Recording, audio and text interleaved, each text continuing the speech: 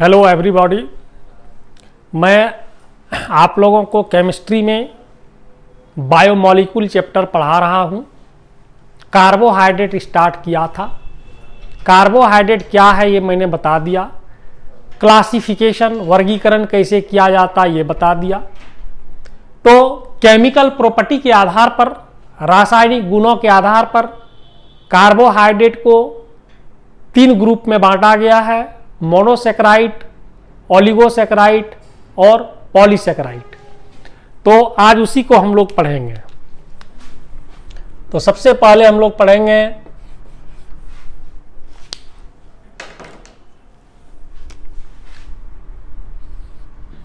Monosaccharide.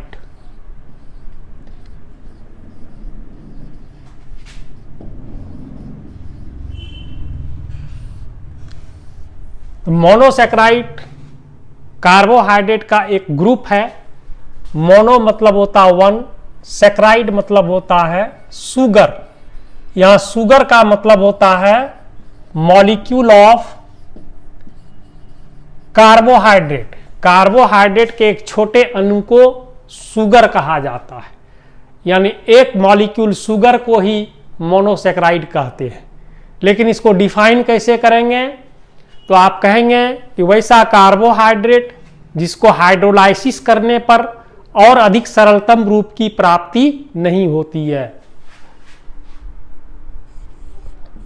Not be obtain more simpler form upon the hydrolysis.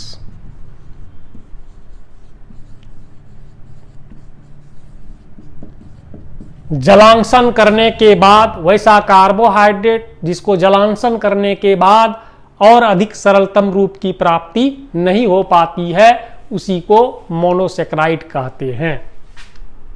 इसी को कहा जाता है स्ट्रक्चरल यूनिट और मॉलिक्यूल ऑफ कार्बोहाइड्रेट। इसी को कार्बोहाइड्रेट की रचनात्मक इकाई या कार्बोहाइड्रेट का मॉलिक्यूल यानी अणु कहते हैं। अब यह मोनोसेक्राइड आप लोग सब जानते हैं कि कार्बोहाइड्रेट में 2 क्रियाशील मूलक, 2 फंक्शनल ग्रुप होते हैं, एल्डिहाइड एंड कीटोन।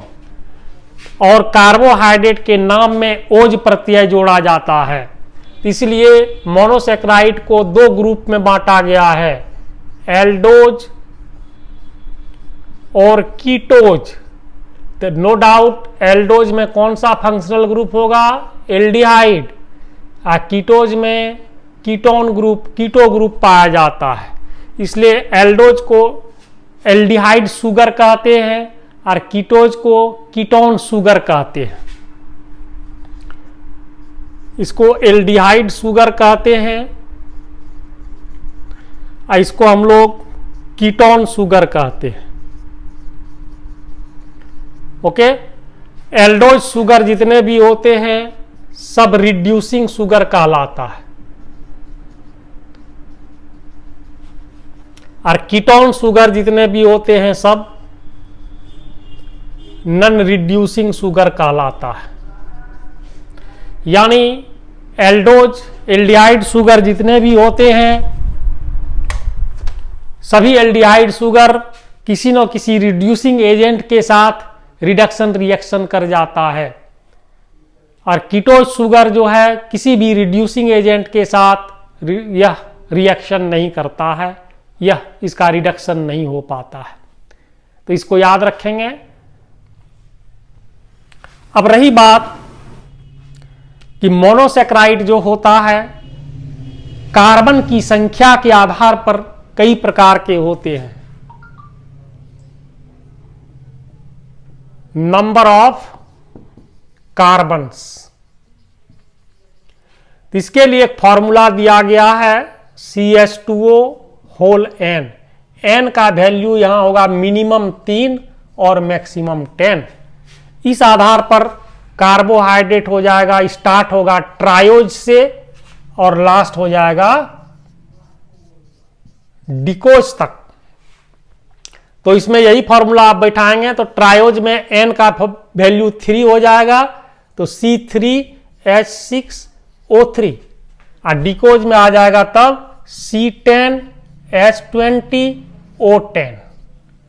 ओके, तो triose, tetrose, pentose, hexose, heptose, octose, nonose, decose, इस तरह से आप क्लासिफिकेशन कर लेंगे।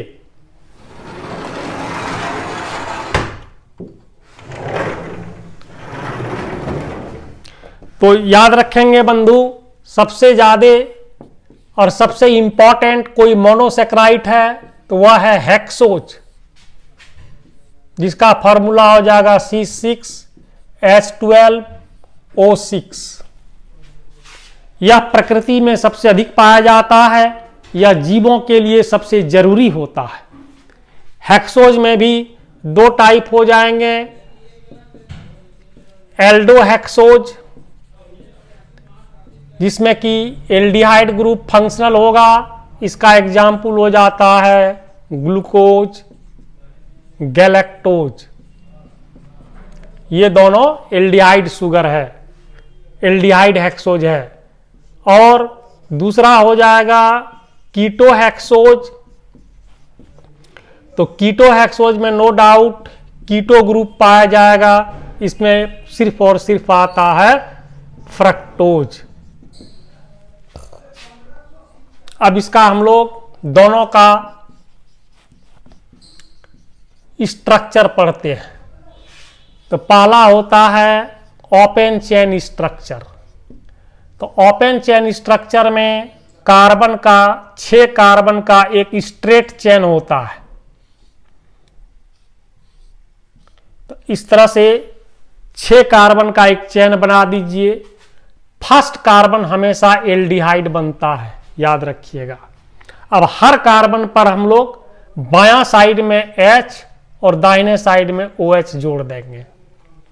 लेकिन थर्ड कार्बन जो होता है इसमें पोजीशन उलट जाता है, क्योंकि इसमें सभी कार्बन अल्फा फॉर्म में होते हैं, थर्ड कार्बन बीटा फॉर्म में होता है, इसलिए OH इसमें लेफ्ट साइड हो जाएगा और H राइट साइड। बाद बाकी सब में सेम रहेगा।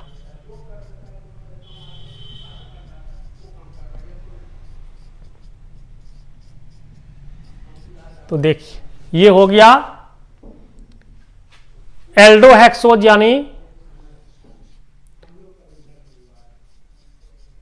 ग्लूकोज का स्ट्रक्चर हो गया।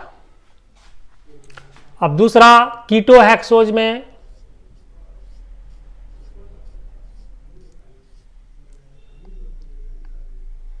उसी तरह से 6 कार्बन का एक चेन बना दीजिए। याद रखिएगा सेकेंड कार्बन हमेशा कीटोन ग्रुप बनता है, बाद बाकी HOH जोड़ते चले जाइए। थर्ड में तो आप जानते हैं कि OH उलट जाएगा।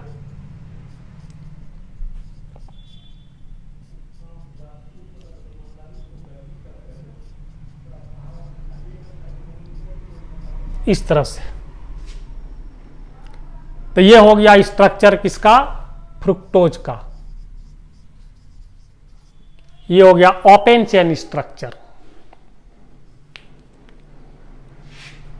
अब इसमें देखिए कि ग्लूकोज जो है इसमें दो तरह का कार्बन है, asymmetrical and symmetrical. Asymmetrical carbon को कायरल कार्बन कहते हैं। तो इसमें कायरल कार्बन की संख्या हो गया 1 2 3 4। तो यानी कभी कभी क्वेश्चन पूछता है कि ग्लूकोज में कितने कायरल कार्बन होते हैं। याद रखेंगे 4 कायरल कार्बन्स होते हैं। इसमें 4 एसिमेट्रिकल कार्बन है, second, third, fourth and fifth. Fructose में आ जाएगा 1 2 3। तो फ्रुक्टोज में एसिमेट्रिकल कायरल कार्बन हो जाता है 3। याद रखेंगे इसमें 3 कायरल कार्बन्स होते हैं।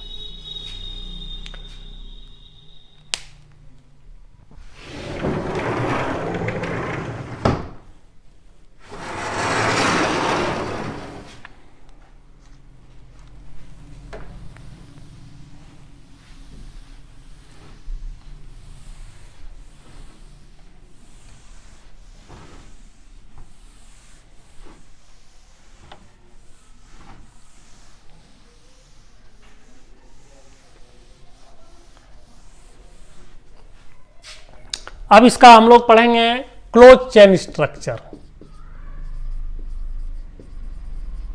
तो पहले आप बना लीजिए ग्लूकोज का।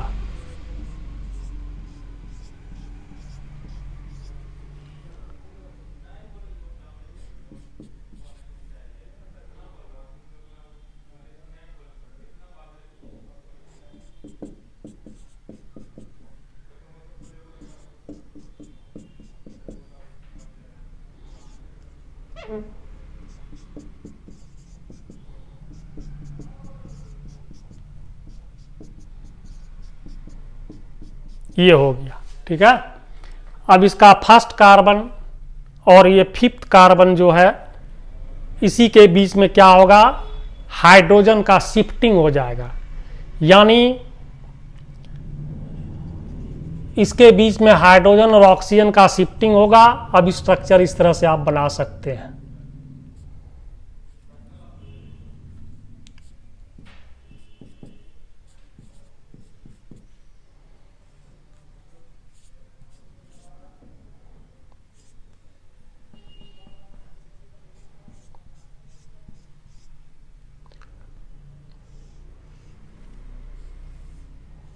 ये ऑक्सीजन बीच में आ गया, इसका OH यहाँ शिफ्ट कर गया, यहाँ हाइड्रोजन बचा रह गया। बाद बाकी आप उस तरह से कर देंगे।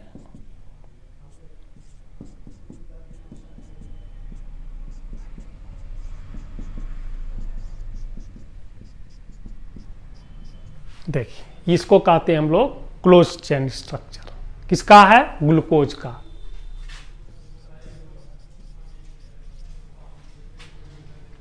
अब उसी तरह से फ्रुक्टोज का भी आप बना लेंगे।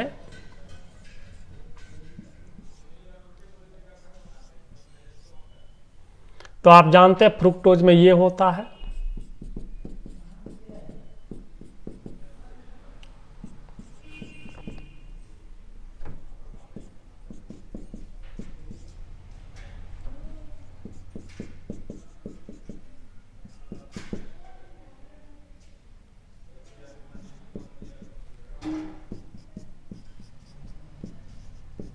देखिए इस तरह से। अब यहां पर फिफ्थ, सेकेंड और फिफ्थ के बीच में शिफ्टिंग होता है हाइड्रोजन ऑक्सीजन का। तो यहां पर ये शिफ्टिंग हो जाएगा, तो बन जाएगा इस तरह से।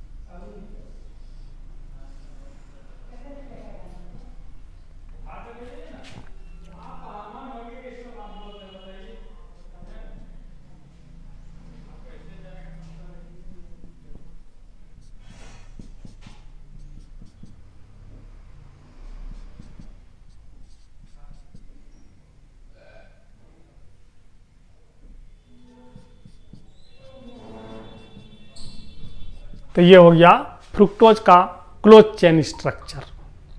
तो किस तरह से बना, तो ग्लूकोज में फर्स्ट और फिफ्थ कार्बन के बीच में OH का ट्रांसफर होता है।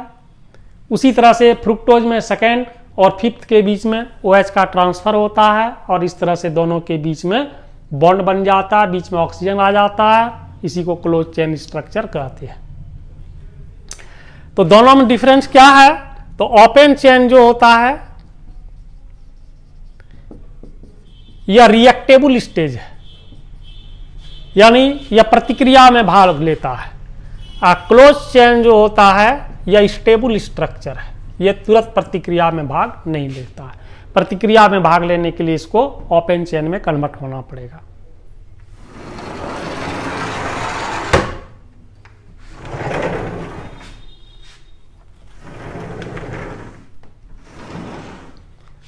अब चले आइए हम लोग पढ़ने के लिए रिंग स्ट्रक्चर।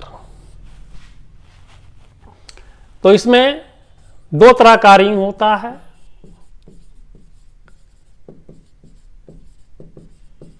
पायरेनवाइज रिंग।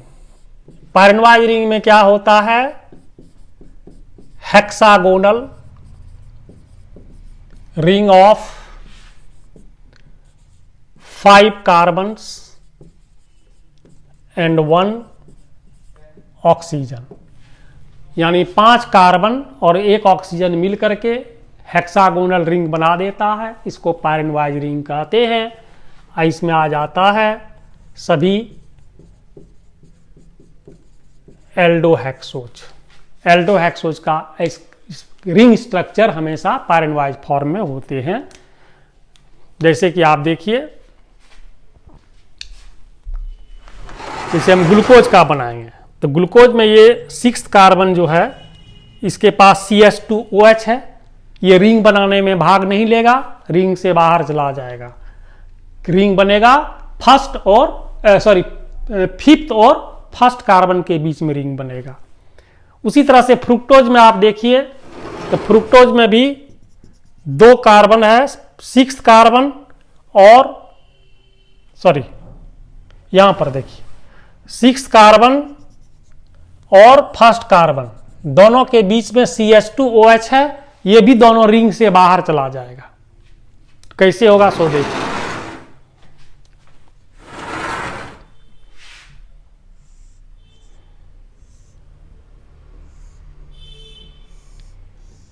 देखिए, ये ऑक्सीजन हो गया, पहला, दूसरा, तीसरा, चौथा, पांचवा। तो हमने क्या कहा, 5 कार्बन्स, यानी फर्स्ट और 5 कार्बन के बीच में एल्डिहाइड बॉन्ड बन जाता है और एक हेक्सागोनल रिंग स्ट्रक्चर बना। अब हर में H और OH जोड़ दीजिए। थर्ड में जानते हैं कि H और OH का पोजीशन चेंज होता है। और 6 कार्बन रिंग से बाहर हो जाएगा, क्योंकि आपने देखा 6 कार्बन के पास CH2OH है, इसलिए रिंग से बाहर हो गया। और ये स्ट्रक्चर कहलाता है अल्फा ग्लूकोज। इसी को शॉर्ट फॉर्म में आप इस तरह से लिख सकते हैं।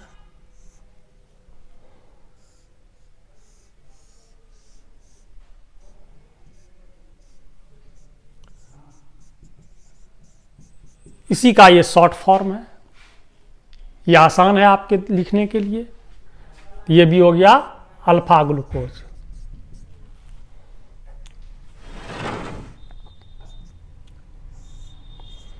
तो फिर बीटा ग्लूकोज कैसे बनेगा वो देखिए।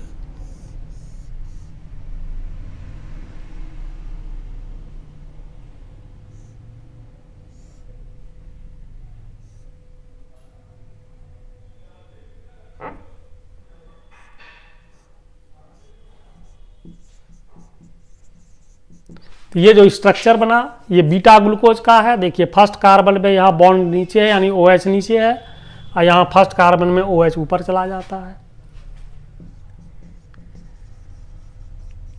ये बीटा ग्लूकोज हो गया। अब इसी में बीटा ग्लूकोज से ही फिर बन जाता है एक और एल्डोहेक्सोज।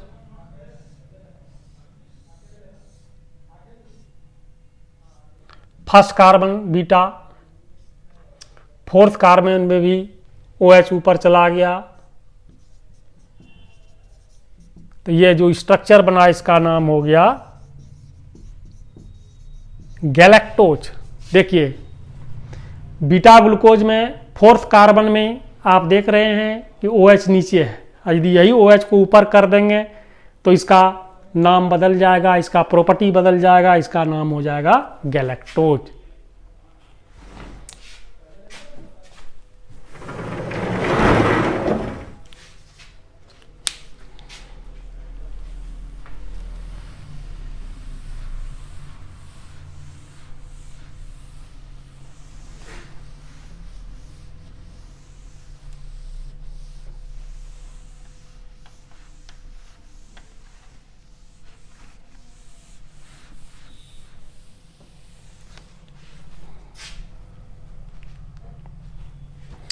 अब नेक्स्ट आपको पढ़ना है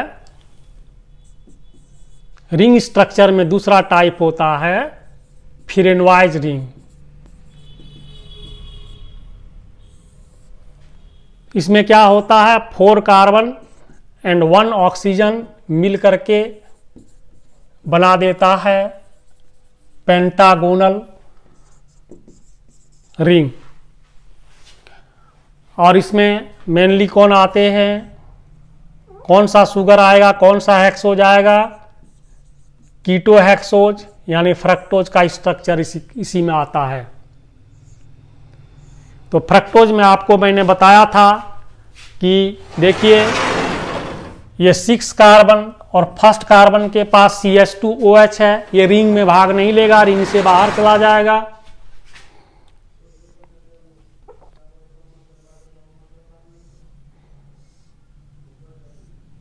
ये फर्स्ट कार्बन हो गया, ये सेकेंड हुआ, यहां ये थर्ड हो गया, ये फोर्थ हो गया, यहाँ 5 है,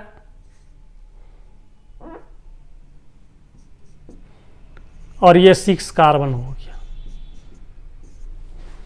आप इसमें और जो रिंग स्ट्रक्चर बताए गिन के देख लीजिएगा, 6 कार्बन 12 हाइड्रोजन 6 ऑक्सीजन होगा। इसी को शॉर्ट फॉर्म में आप इस तरह से लिख सकते हैं।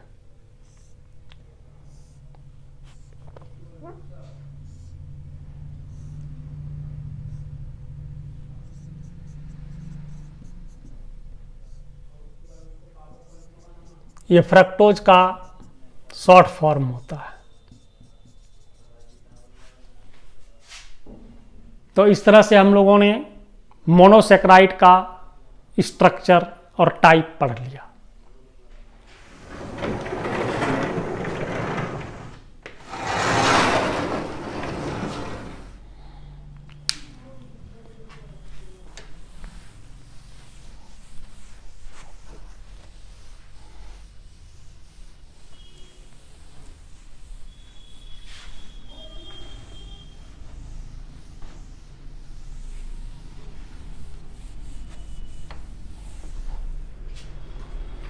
अब दूसरा टाइप है ओलिगोसेक्राइड।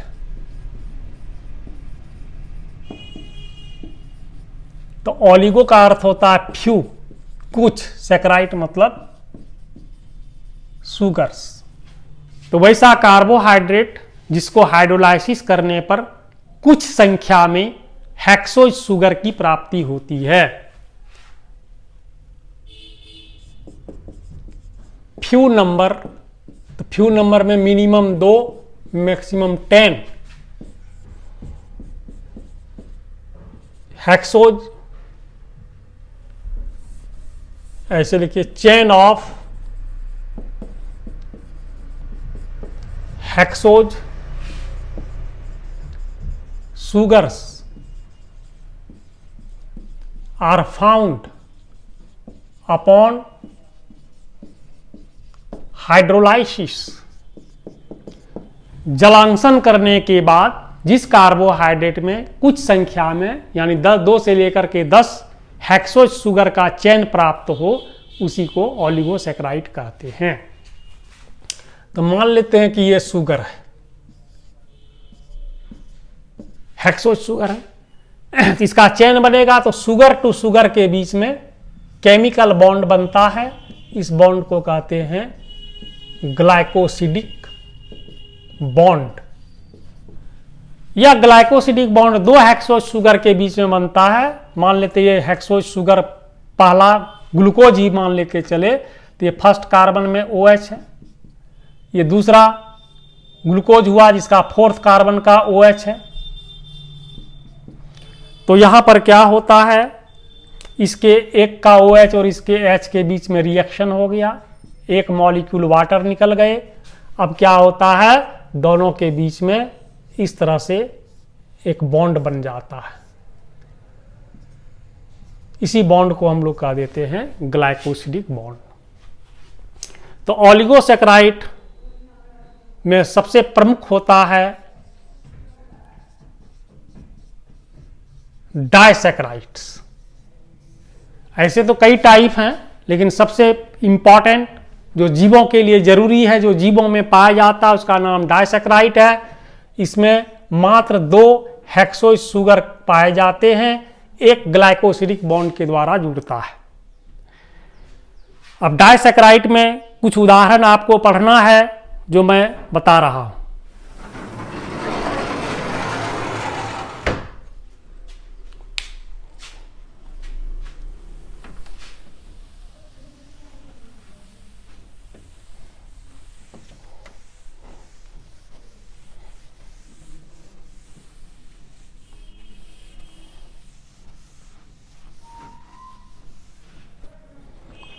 तो इसका उदाहरण डाइसैकराइड का जो सबसे कॉमन है उसमें आता है एक सुक्रोज। सुक्रोज जो हम लोग मार्केट से चीनी या गुड़ खरीद के खाते हैं, वही है सुक्रोज। और इसका सोर्स मुख्य रूप से क्या है? शुगर कैन, ईख जिसको कहते हैं, गन्ना। उसके बाद बीट जिसको चुकंदर कहते हैं, उसमें सुक्रोज पाया जाता है। सुक्रोज में क्या होता है?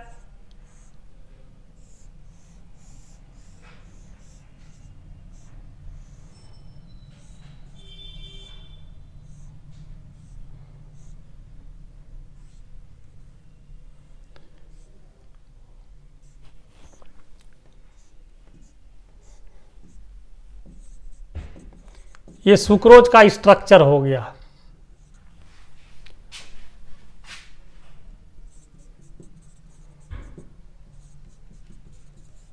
इसमें आप देख रहे हैं कि एक अल्फा ग्लूकोज है और एक फ्रक्टोज है। दोनों के बीच में कैसा ग्लाइकोसिडिक बॉन्ड बन गया? 1,2 ग्लाइकोसिडिक बॉन्ड बन गया। यही स्ट्रक्चर है सुक्रोज का। सेकेंड होता है माल्टोज।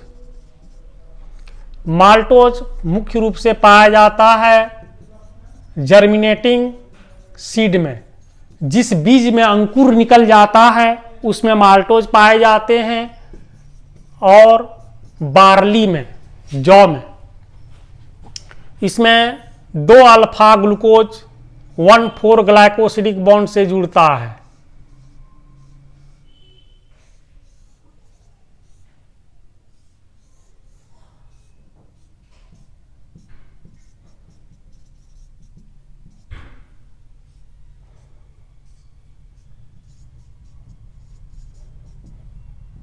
देखिए यहां इसमें 2 अल्फा ग्लूकोज 1,4 ग्लाइकोसिडिक बॉन्ड से जुड़ा है। ये स्ट्रक्चर हो जाता है माल्टोज का।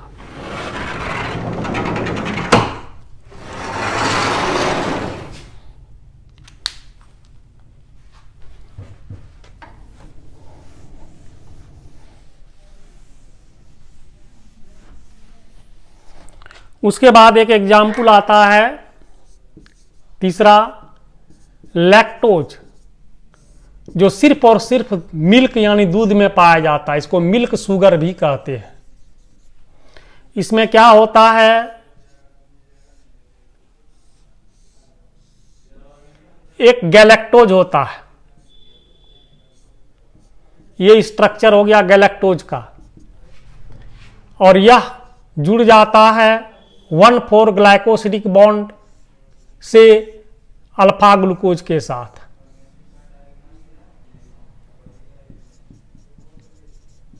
तो देखिए ये 1 ये 4 तो यह हो गया स्ट्रक्चर किसका? गैलेक्टोज का, और ये हो गया अल्फा ग्लूकोज का। तो यही 3 प्रमुख उदाहरण आपको डाइसैकराइड में पढ़ना था। अब है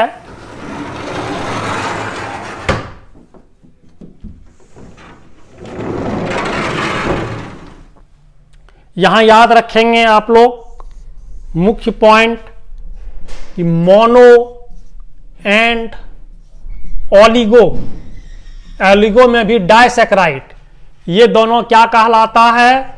फिजिकल प्रॉपर्टीज के अनुसार से ये सुगर्स कहलाते हैं।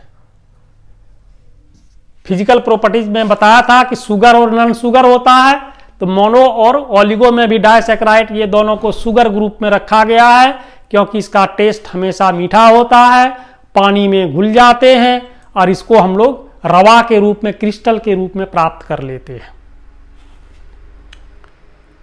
तो इस तरह से हम लोगों ने ओलिगोसैकेराइड के विषय में पढ़ा।